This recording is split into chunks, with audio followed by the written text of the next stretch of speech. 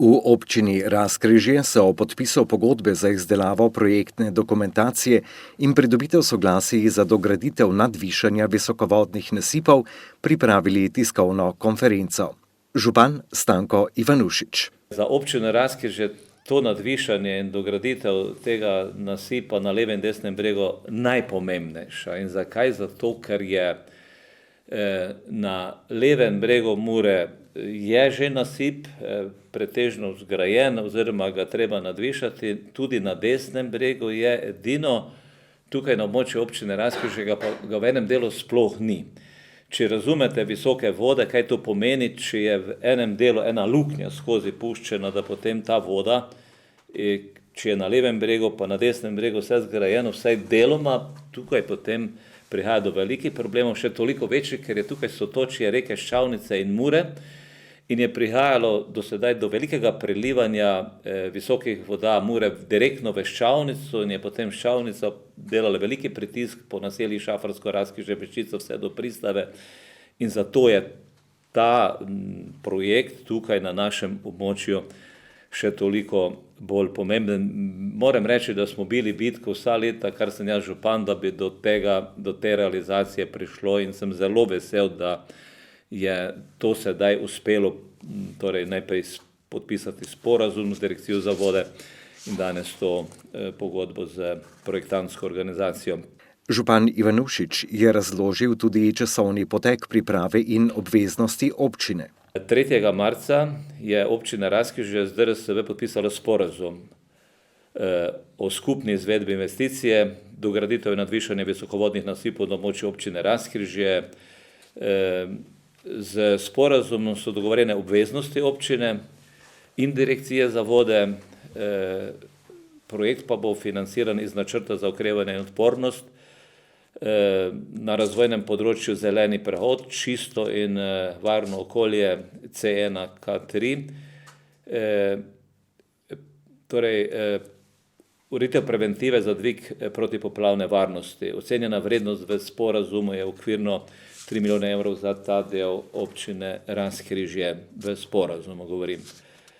Obveznosti občine so velike, česar sem se takoj ob podpisu kot župan zavedal, kajti občina mora dati izdelati vso potrebno tehnično investicijsko dokumentacijo za pridobitev gradbenega dovoljenja na podlagi projektne naloge, ki je izdelala Direkcija Republike Slovenije za vode. Občina mora pridobiti pravico graditi in pridobiti pravnomočno gradbeno dovoljenje, ki bo glasilo na investitorja, torej na Direkcijo Republike Slovenije za vode.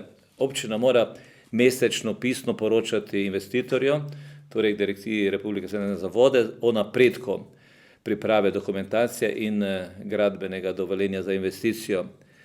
Direkcija Republike Slovenije bo občini povrnila stroške priprave oziroma izdelave projektne dokumentacije, pokrila bo tudi stroške izvedbe del, stroške storitev inženirja z nadzorom, vendar ob pogoju, poudarjam, ob pogoju, da občina do 30.6.23, to velja za vse občine, ki so nosilke torej teh projektov, da mora zagotoviti pravnomočno gradbeno dovoljenje, v nasprotnem Direkcija Republike Slovenije za vode od sporazuma odstopa in v tem primeru občina ni upravičena do povrnitve stroškov priprave projektne dokumentacije.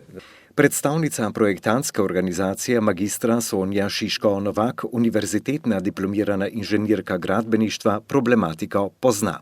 Moram pa reči, da to problematiko tukaj precej dobro poznam, ker sem predtem, sicer leta nazaj, že delala majčkeno na visokovodni zaščiti tega območja, ampak zadeve se takrat niso realizirale, zdaj se pa tudi malo spreminjajo trase in tako naprej, tako da bomo te stvari v nadaljevanju, upam, da dorekali in da bomo lahko mi to čim prej pričeli z delom in zaključili v predvidenem roku, oziroma roku, ki je zavezujoč s pogodbo.